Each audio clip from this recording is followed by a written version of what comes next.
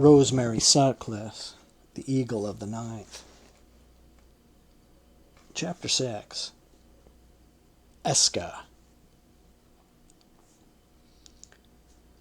The purchase was arranged next day, without much difficulty, for although the price that Marcus could afford was not large, Beppo, the master of the circus slaves, knew well enough that he was not likely to get a better one for a beaten gladiator.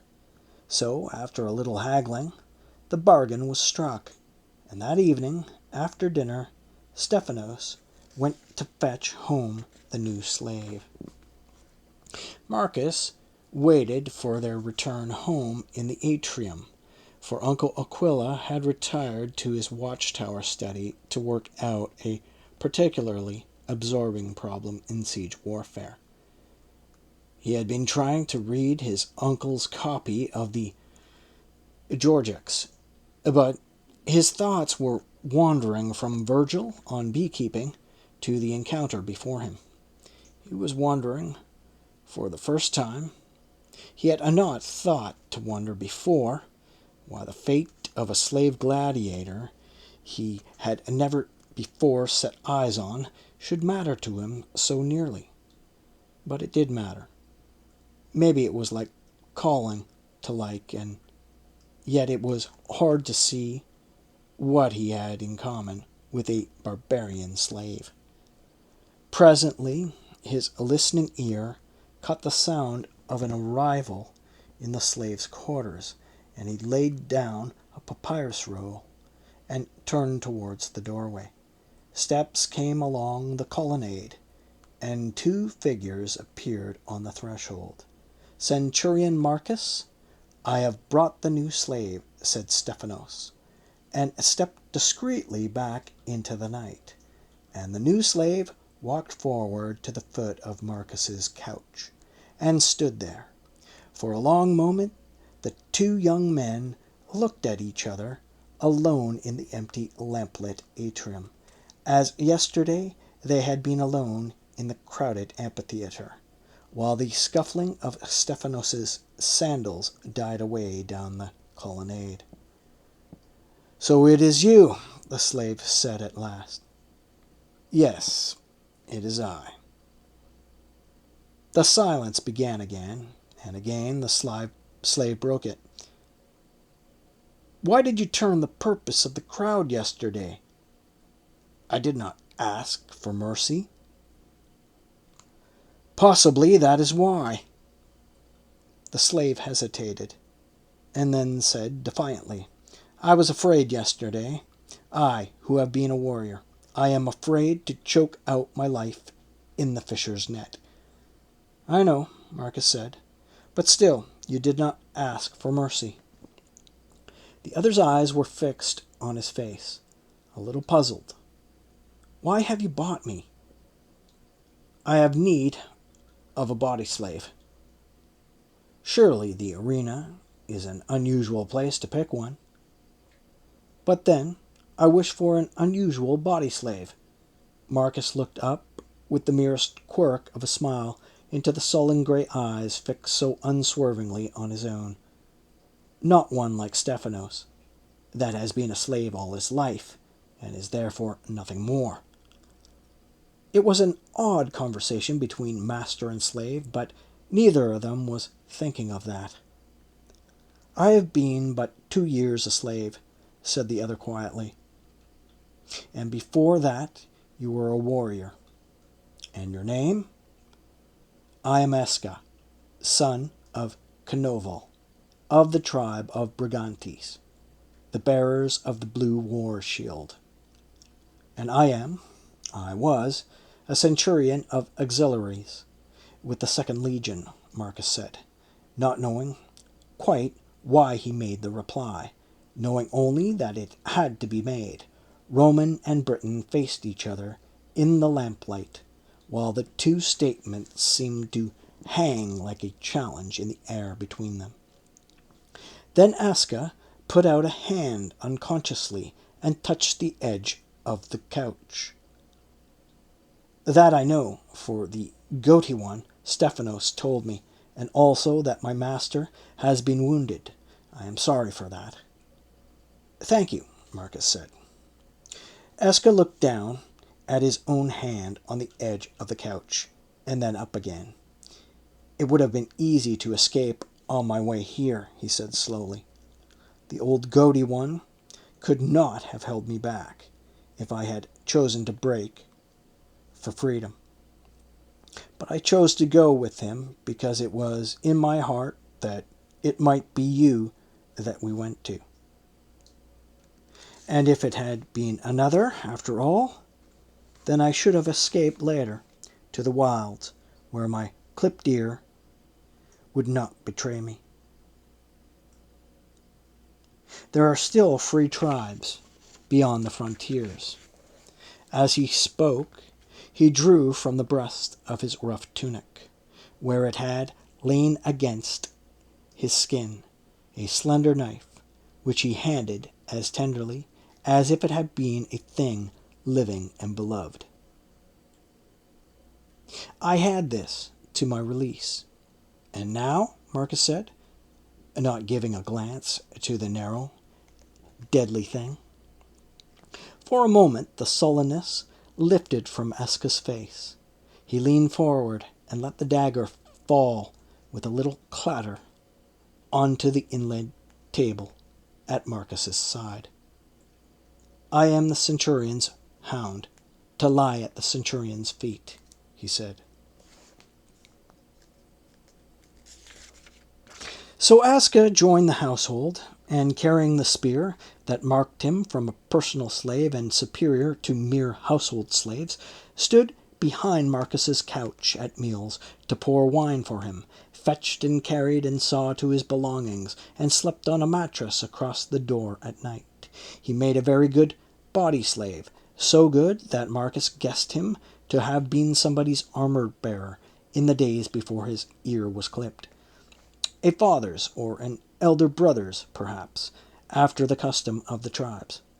He never asked about those days, nor how Esca had come into the Khaliva arena, because something about his slave, some inner reserve, warned him that to ask would be an intrusion, a walking in without leave. One day, perhaps, Esca would tell him freely, but not yet. The weeks went by, and suddenly the rose bushes in the courtyard were gemmed with swelling leaf buds, and the air had a sense of quickening.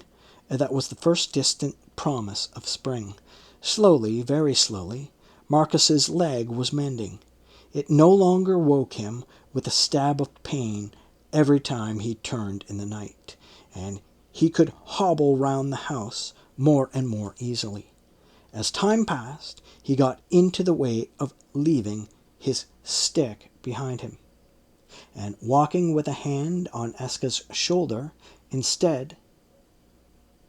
It seemed natural to do that, for without quite realizing it, he was slipping more and more often from the master to the friend in his dealings with Esca, though, after the first night, Esca never for an instant forgot the slave in his dealings with Marcus.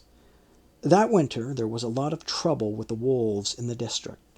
Driven out from their fastnesses by hunger, they hunted under the very walls of Khaliva, and often Marcus would hear their long-drawn cry in the night, setting every dog in the town baying in that frenzy that was half hate and half longing, half empty hurling defiance at enemy, half kin calling to kin.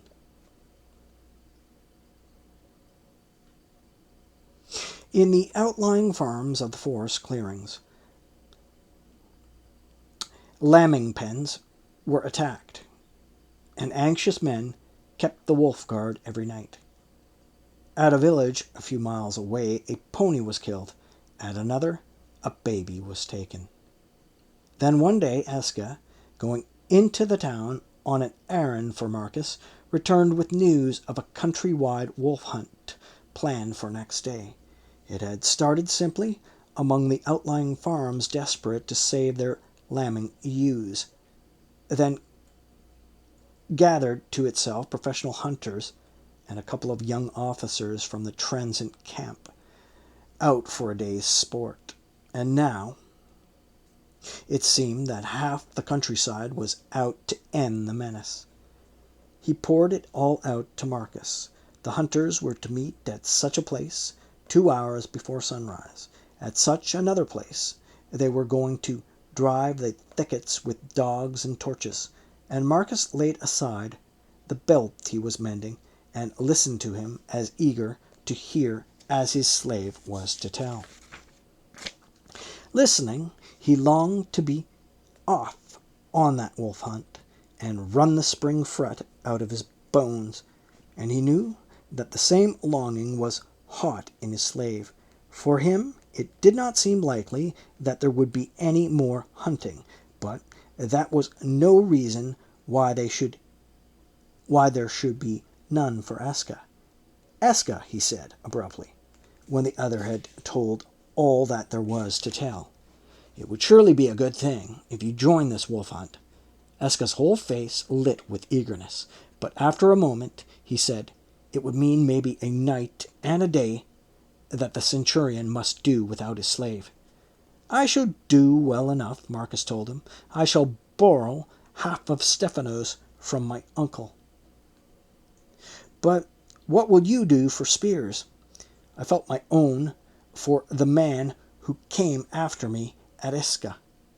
Else you could have had those. If my master is sure, really sure, I know where I can borrow spears. Good. Do you go and borrow them now? So Esca borrowed the spears he needed, and in the pitch dark of that night, Marcus heard him get up and collect them from the corner where they had been stacked. He turned on his elbow and spoke into the darkness. You are going now? A light footfall and a sense of movement told him that Esca was standing at his side. Yes, if the centurion is still sure, quite sure, perfectly sure, go and spear your wolf. It is in my heart that I wish the centurion came too, Esca said in a rush. Maybe I'll come another year, Marcus said sleepily. Good hunting, Esca. For an instant, a dark shape showed in the lesser darkness of the doorway, and then it was gone. And he lay listening, not at all sleepily now, to the quick, light footfall dying away along the colonnade. In the grey of the next dawn, he heard the footfall returning, a little heavier than at the setting out, and the dark shape loomed again into the cobweb pallor of the doorway. Esca, how went the hunting? The hunting was good, Esca said. He stacked the spears with a slight clatter against the wall, and came and bent over the cot, and Marcus saw that there was something curled in the crook of his arm, under the rough cloak. I have brought back the fruits of my hunting for the centurion, he said, and set the thing down on a blanket. It was alive, and being disturbed, it whimpered, and Marcus's gently exploring hand discovered that it was warm and harshly furry. Esca! A wolf cub? He said, feeling a scrabble of paws and a thrusting muzzle. Esca had turned away to strike flint and steel and kindle the lamp. The tiny flame sank and then sprang up and steadied, and in the dazzle of yellow light he saw a very small grey cub, who staggered to uncertain paws, sneezing at the sudden light, and pushed in under his hand with the nuzzling thrust of all very young things. Esca came back to the cot and dropped on one knee beside it. And as he did so, Marcus noticed that there was a hot look in his eye, a brightness that he had not seen there before, and wondered with an odd sense of hurt if his return to bondage from a day and night of freedom was the cause.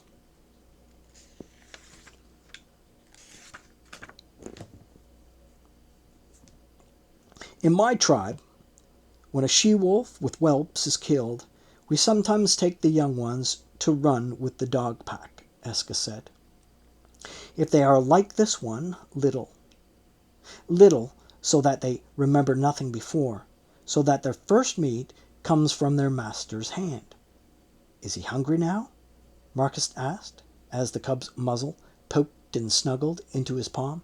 No, he is full of milk and scraps. Sastakia will not miss them. See, he is half asleep already. That is why he is so gentle.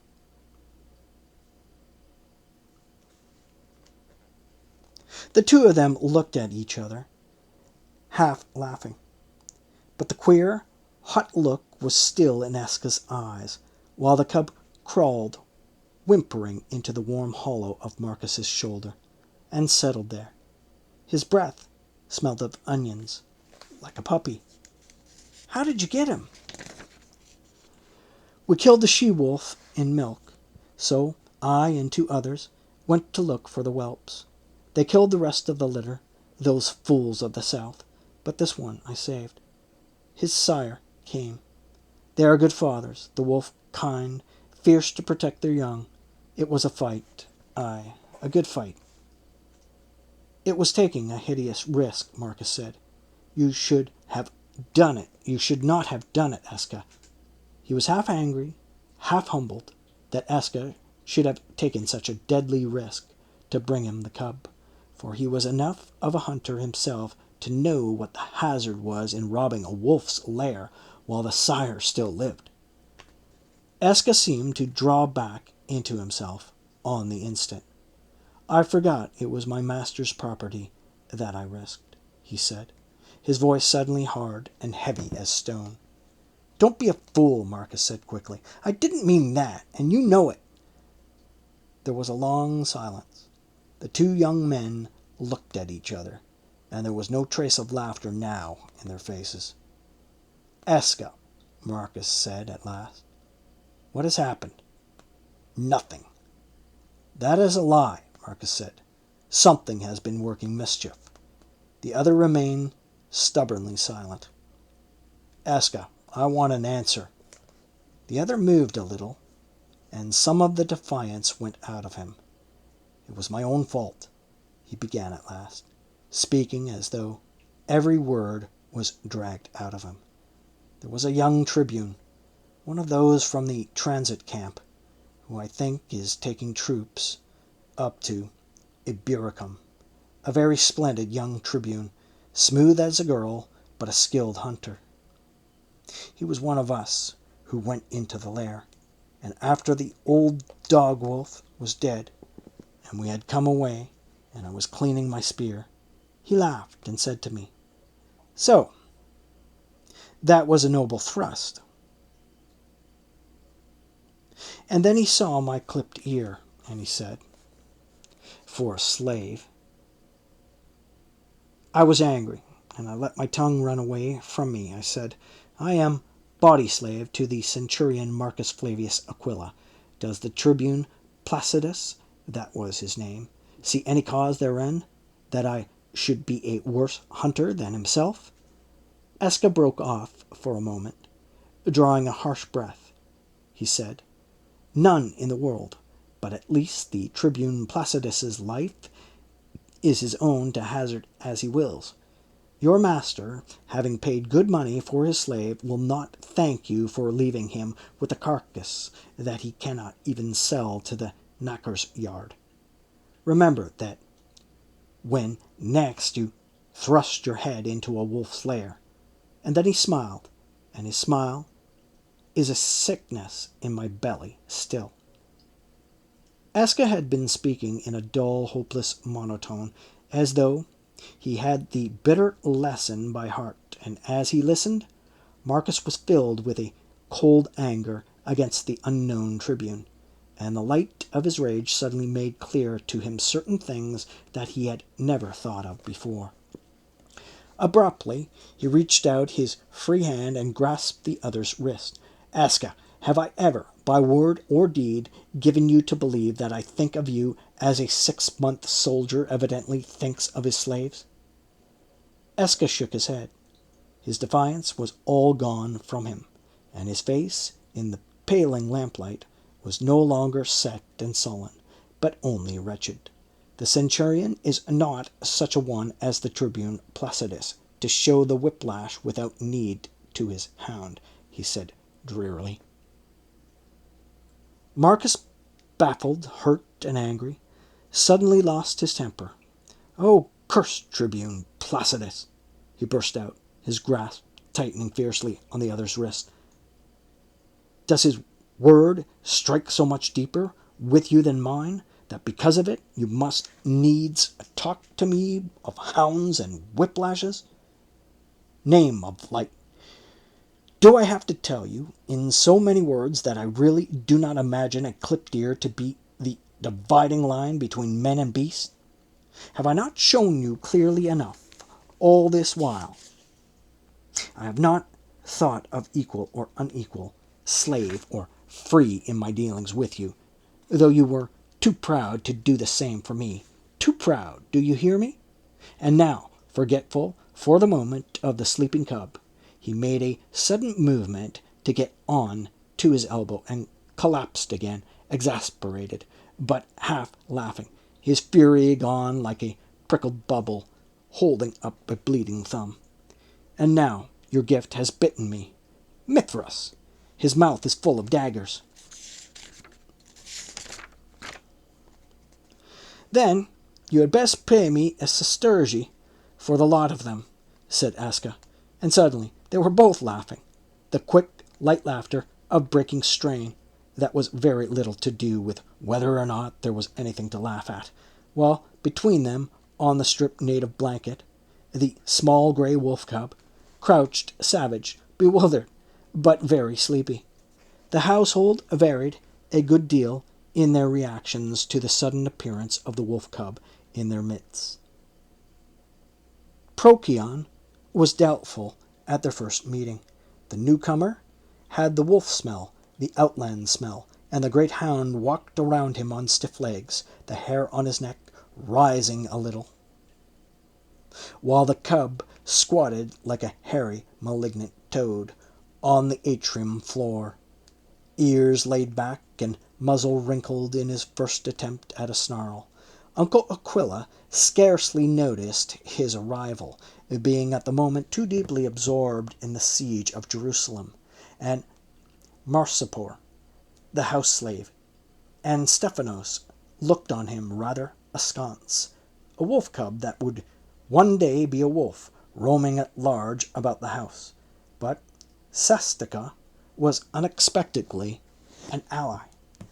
Sestica, her hands on her hips, told them roundly that they should be ashamed of themselves. Who were they, she demanded shrilly, with 2 sound legs apiece, to begrudge the young master a pack of wolf cubs, if he wanted them?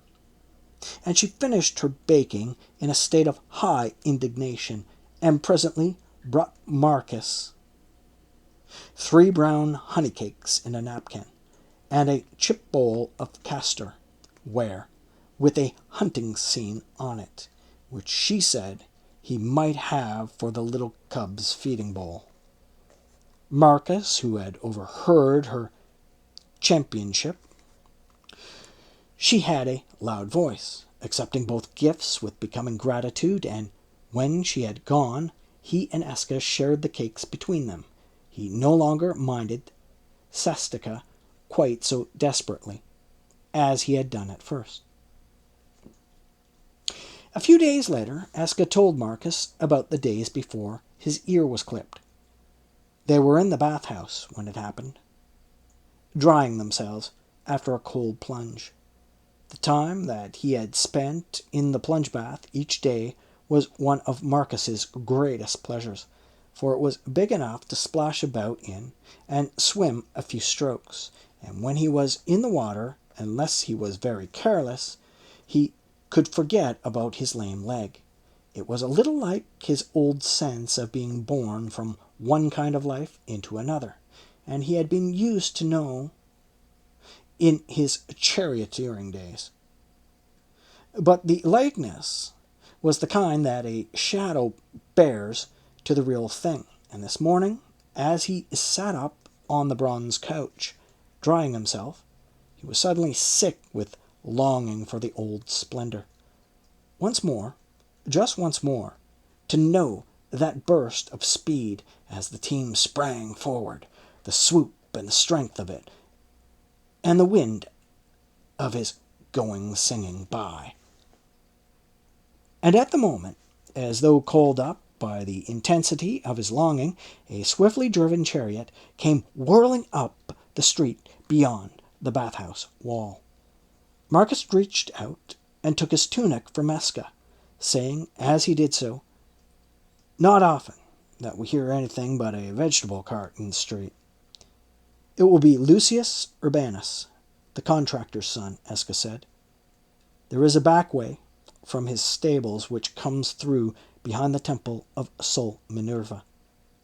The chariot was passing the house now, and evidently the driver was having trouble, for the crack of the whip and the loud burst of swearing reached them through the bathhouse wall, and Esca added with disgust, "It should be a vegetable cart, and drawn by an ox. Listen to him. He is not worthy to handle horses."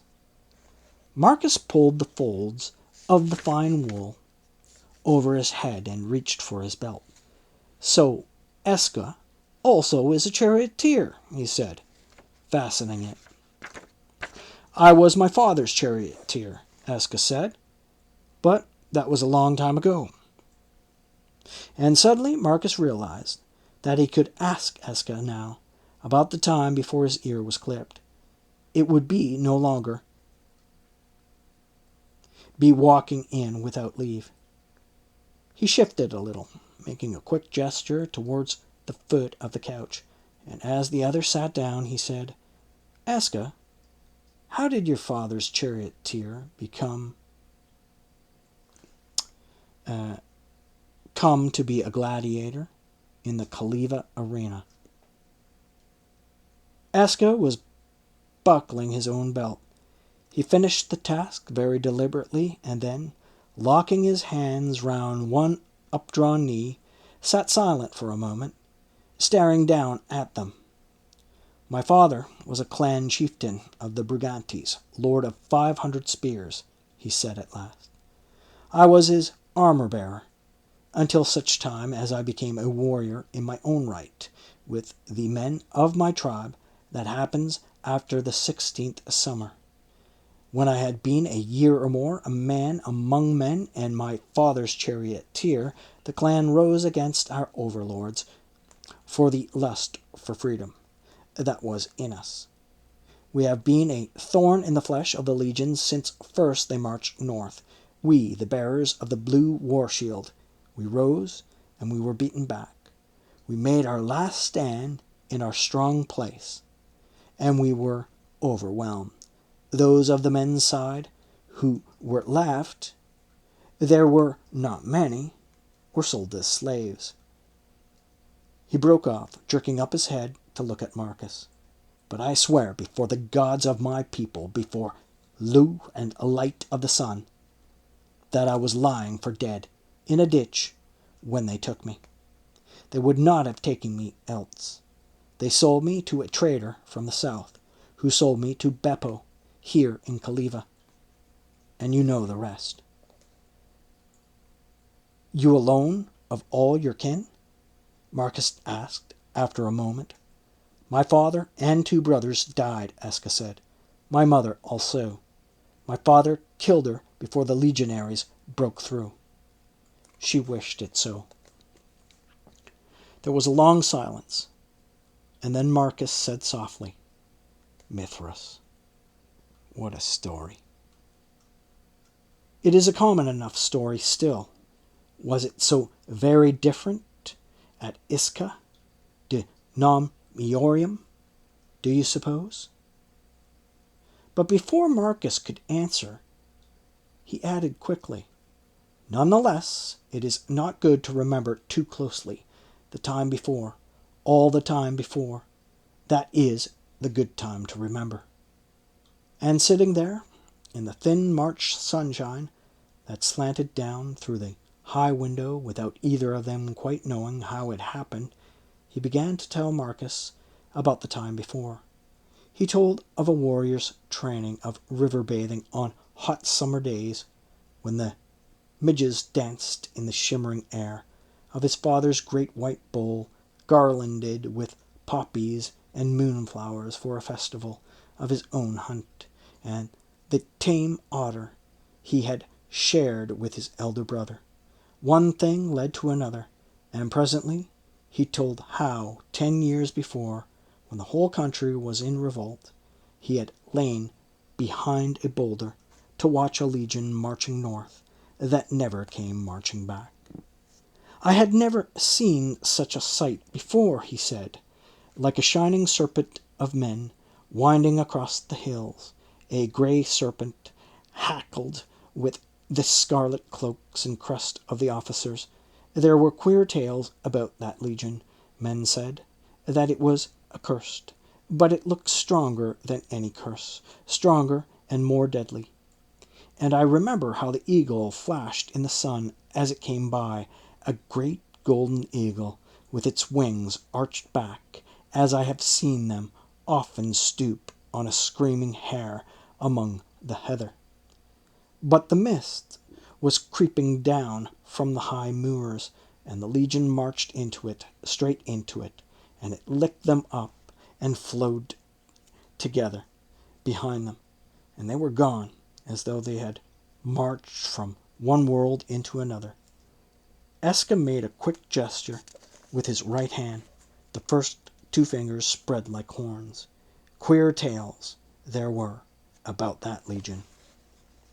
"Yes, I have heard those tales," Marcus said.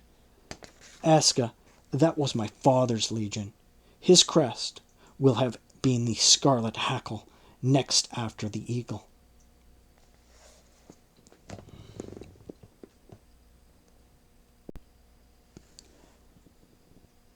Chapter 7.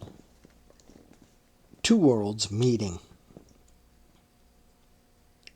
From the open end of Uncle Aquila's courtyard, two shallow steps flanked by a bush of rosemary and a slender bay tree led down into the garden. It was a rather wild garden, for Uncle Aquila did not keep a full-time garden slave, but a very pleasant one, running down to the crumbling earthworks of British Khaliva. In some places the fine stone-faced city walls were already rising. One day they would rise here too, but as yet there was only the curved wave-break of old quiet turf, glimpsed between the branches of wild fruit trees, and where the bank dipped. Stray glimpses over mile upon mile of forest country rolling away into the smoke-blue distance, where the forest of Spinai became the forest of Andirida,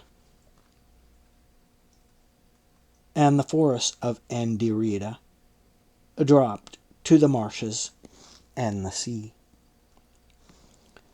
To Marcus, after being cooped within doors all winter long, it seemed a wonderfully wide and shining place when he reached it for the first time some days later, and when Esca had left him to go off on some errand, he stretched himself out on the bench of grey Purbeck marble, under the wild fruit trees, his arms behind his head, gazing upwards with eyes narrowed against the brightness into the blown blue heights of heaven, which seemed so incredibly tall after roof beams. Somewhere in the forest below him, birds were singing with that note of clear washed surprise that belongs to the early spring. And for a while Marcus simply lay letting it all soak into him, the wideness and the shine and the bird song. Close beside him, Cub lay curled into a compact ball, looking at him now. It was hard to believe what a small fury he could be, crouched over his food ball with laid-back ears and bared milk teeth, Marcus thought. Then he took up the task that he had brought out with him. He was one of those people who need something to do with their hands at all times, even if it is only a stick to whittle, and sometimes of the craftsman in him demanding always to have an outlet. If he had not been wounded, he would have turned that craftsmanship to the making of a happy and efficient cohort. Things being as they were, he had turned it this spring to overhauling and renovating the Celtic weapons, which were the only ornament Uncle Aquila allowed on his walls. Today he had brought out the gem of the small collection, a light cavalry buckler of bull's hide, faced with bronze, the central boss exquisitely worked with red enamel. But the straps must have been in a poor state when Uncle Aquila came by it, and now they were ready to tear like papyrus. Laying out his tools and the leather for the fresh straps beside him on the broad seat, he set to work to cut away the old ones. It was a delicate task, needing all his attention, and he did not look up again until he had finished it, and turned to lay the outworn straps aside. And then he saw that he was no longer alone with Cub. A girl was standing among the wild fruit trees where the hedge ran up the slope of the old earthwork, and looking down at him.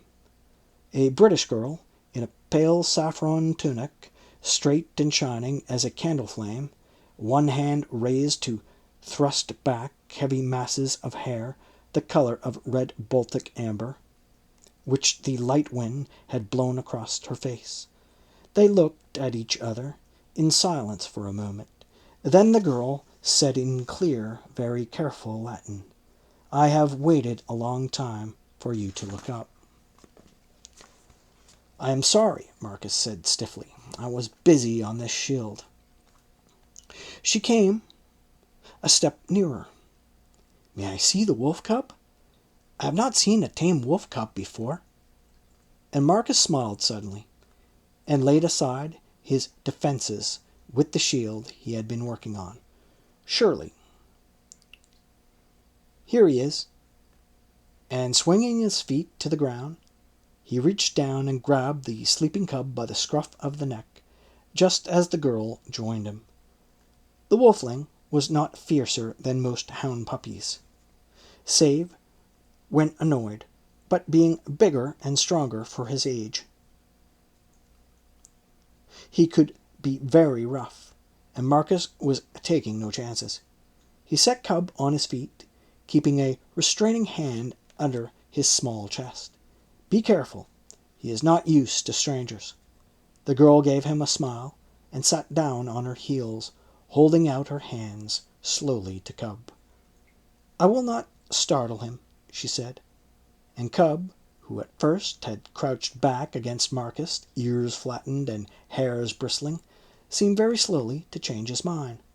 Warily, and ready to flinch back or snap at any sign of danger, he began to smell at her fingers, and she held her hands quite still to let him.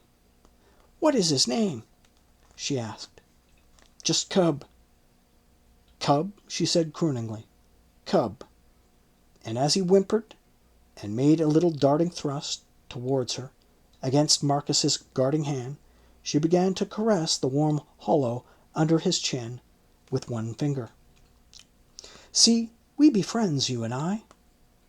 She was about 13, Marcus imagined, watching her as she played with Cub. A tall, thin girl, with a pointed face, wide at the temples and narrow at the chin, and the shape of her face and the color of her eyes and her hair gave her a little the look of a young vixen. If she were angry, he thought, she would probably look very like a vixen indeed.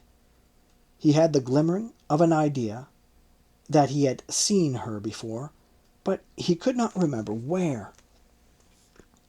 "How did you know about Cub?" he asked at last.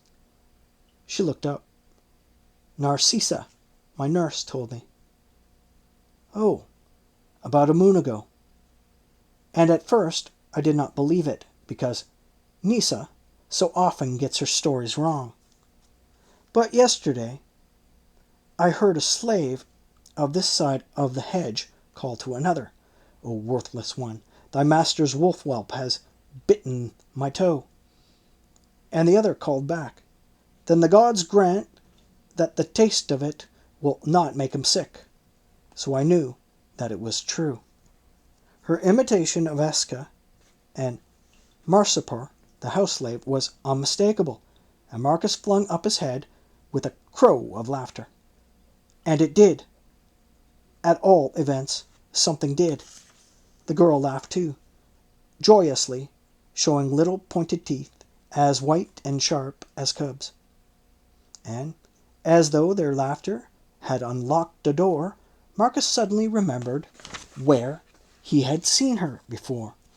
He had not been interested enough in Chiazo and Valeria to remember that they lived next door, and although he had noticed her so vividly at the time, he had not remembered the girl he had seen with them, because Esca, coming immediately afterwards, had been so much more important.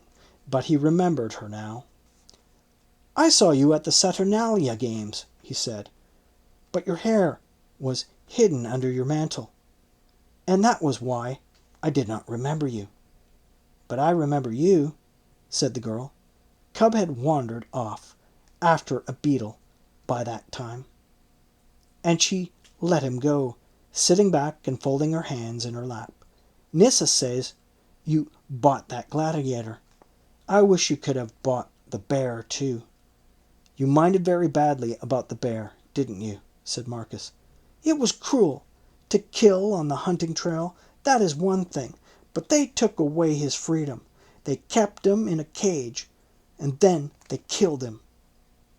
"It was the cage, then, more than the killing?"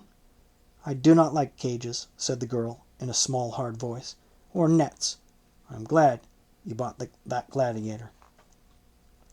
A little chill wind came soughing across the garden, silvering the long grass and tossing the budding sprays of the wild pear and cherry trees. The girl shivered, and Marcus realized that her yellow tunic was of very thin wool, and even here in the shelter of the old earthworks it was still very early spring. "You are cold," he said, and gathered up his old military cloak, which had been flung across the bench. "Put this on. Do you not want it?" "No, I have a thicker tunic than that flimsy thing you are wearing." "So? Now, come and sit here on the bench." She obeyed him instantly, drawing the cloak around her. In the act of doing so, she checked, looking down at the bright folds, then up again at Marcus. "This is your soldier's cloak," she said, "like the cloaks the centurions from the transit camp wear." Marcus made her a quick, mocking salute. "You behold in me Marcus Aquila, ex-cohort centurion of Gaulish auxiliaries with the 2nd Legion." The girl looked at him in silence for a moment. Then she said, "I know. Does the wound hurt you still?" "Sometimes," Marcus said. "Did Nisa tell you that too?" She nodded. "She seems to have told you a great deal of things. Slaves." She made a quick, contemptuous gesture. "They stand in doorways and chatter like starlings, but Nisa is the worst of them all." Marcus laughed, and a small silence fell between them, but after a little while, he said, I have told you my name. What is yours? My aunt and uncle call me Camilla, but my real name is Kotia, said the girl. They like everything to be very Roman, you see. So he had been right in thinking she was not Caeso's daughter. And you do not? He said. I am of the Iceni. So is my Aunt Valeria, though she likes to forget it. I once knew a black chariot team who were descended out of the royal stables of the Iceni, Marcus said, feeling that perhaps Aunt Valeria was not a very safe subject. Did you? Were they yours? Which strain? Her face was alight with interest. Marcus shook his head. They were not mine, and I only had the joy of driving them once. It was a joy, too, and I never knew their strain. My father's big stallion was descended from Pridefirth, the beloved of King Prasutagus, said Courtia. We are all horse breeders, we of the Iceni, from the king downward, when we had a king. She hesitated, and her voice lost its eager ring. My father was killed, breaking a young horse, and that is why I live with my Aunt Valeria now. I am sorry. And your mother? I expect that all is well with my mother, Cotia said, matter-of-factly. There was a hunter who had wanted her always, but her parents gave her to my father. And when my father went west of the sunset, he went to the hunter, and there was no room in his house for me. It was different with my brother, of course. It is always different with boys. So my mother gave me to Aunt Valeria, who has no children of her own. Poor Cotia, Marcus said softly. Oh no, I did not wish to live in that hunter's house. He was not my father. Only... Her voice trailed into silence. Only? Cotia's changeable face was suddenly as vixenish as he had guessed it could be. Only I hate living with my aunt. I hate living in a town full of straight lines and being shut up inside brick walls and being called Camilla. And I hate it when they try to make me pretend to be a Roman maiden and forget my own tribe and my own father. Marcus was quickly coming to the conclusion that he did not like Aunt Valeria. If it is any consolation to you, they seem to have succeeded very ill so far, he said. No, I will not let them. I pretend outside my tunic. I answer them when they call me Camilla, and I speak to them in Latin, but underneath my tunic I am of the Iceni. And when I take off my tunic at night, I say, There, that rids me of Rome until the morning. And I lie on my bed and think about my home and the marsh birds flighting down from the north in the fall of the leaf, and the brood mares with their foals in my father's runs. I remember all the things that I am not supposed to remember, and talk to myself inside my head in my own tongue. She broke off, looking at him in quick surprise. We are talking in my tongue now. How long have you been doing that? How long have we been doing that? Since you told me about your real name being Cotia. Cotia nodded. It did not seem to strike her that the hearer to whom she was pouring out all this was himself a Roman, and it did not strike Marcus either. For the moment, all he knew was that Cotia also was in exile, and his fellowship reached out to her, delicately, rather shyly, and as though feeling the touch of it, she drew a little nearer, huddling the scarlet folds more closely round her. I like being inside your cloak, she said contentedly. It feels warm and safe, as a bird must feel inside its own feathers. From beyond the hedge, at that moment, there arose a voice, shrill as a peahen before rain. "Camilla? Lady Bird? Oh, my Lady Camilla!" Kotia sighed in exasperation. "That is Nisa," she said. "I must go." But she did not move. "Camilla!" called the voice, nearer this time. "That is Nisa again," said Marcus. "Yes, I must go." She got up reluctantly and slipped off the heavy cloak. But still she lingered, while the screeching voice drew nearer. Then, with a rush, "Let me come again. Please let me. You need not talk to me, nor even notice that I am here." "Oh, my lady, where are you, child of Typhon?" wailed the voice, very near now. "Come when it pleases you, and I shall be glad of your coming," Marcus said quickly.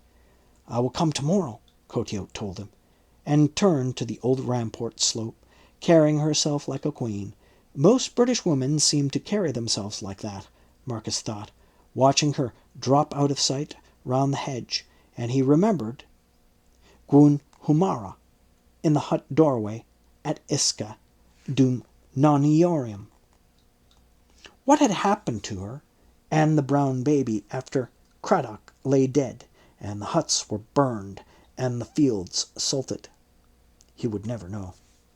The shrill voice was raised in fond scolding on the far side of the hedge, and footsteps came across the grass, and Marcus turned his head to see Esca coming towards him. "My master has had company," Esca said, laying spear-blade to forehead in salute as he halted beside him. "Yes, and it sounds as though she is getting a sharp scolding from her nurse on my account," Marcus said a little anxiously, as he listened to the shrill voice fading. "If all I hear be true, scolding will not touch that one," Esca said. "As well scold a flung spear." Marcus leaned back his head behind his neck and looked up at his slave. The thought of Gwyn Humara and her baby was still with him, standing behind the thought of Kotia. "Esca, why do all the frontier tribes resent our coming so bitterly?" he asked on a sudden impulse. "The tribes of the south have taken to our ways easily enough." "We have ways of our own," said Esca. He squatted on one heel beside the bench.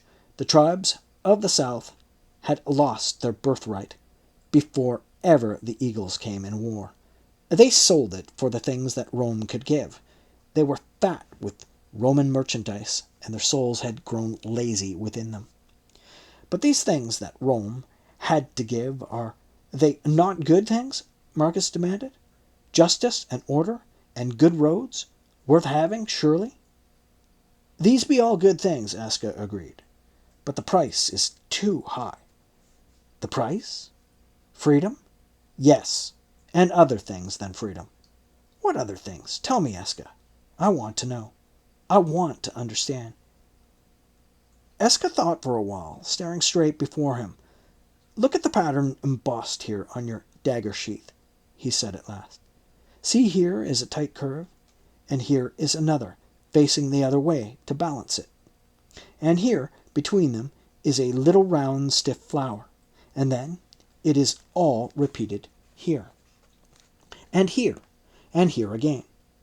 It is beautiful, yes, but to me it is as meaningless as an unlit lamp." Marcus nodded as the other glanced up at him. "Go on." Esca took up the shield, which had been laid aside at Kotia's coming. "Look now at the shield boss. See the bulging curves that flow from each other, as water flows from water, and wind from wind, as the stars turn in the heaven and blow sand drifts into dunes. These are the curves of life, and the man who traced them had in him knowledge of things that your people have lost the key to, if they ever had it." He looked up at Marcus again very earnestly. "You cannot expect the man who made this shield to live easily under the rule of a man who worked the sheath of his dagger." "The sheath was made by a British craftsman," Marcus said stubbornly. "I bought it at Anderida. when I first landed. By a British craftsman, yes, making a Roman pattern. One who lived so long under the wings of Rome, he and his fathers before him, that he had forgotten the ways and the spirit of his own people. He laid the shield down again. You are the builders of coursed stone walls, the makers of straight roads and ordered justice and disciplined troops. We know that. We know it all too well. We know that your justice is more sure than ours, and when we rise against you, we see our host break against the discipline of your troops, as the sea breaks against a rock. And we do not understand because all these things are not of the ordered pattern, and only the free curves of the shield boss are real to us. We do not understand. And when the time comes that we begin to understand your world, too often we lose the understanding of our own. For a while, they were silent, watching Cub at the beetle hunting. Then Marcus said, "When I came out from home a year and a half ago, it all seemed so simple." His gaze dropped again to the buckler on the bench beside him, seeing the strange swelling curves of the boss with new eyes. Esca had chosen his symbol well, he thought. Between the formal pattern on his dagger sheath and the formless yet potent beauty of the shield boss lay all the distance that could lie between two worlds. And yet between individual people like Esca and Marcus and Kotia, the distance narrowed so that you could reach across it, one to another, so that it ceased to matter.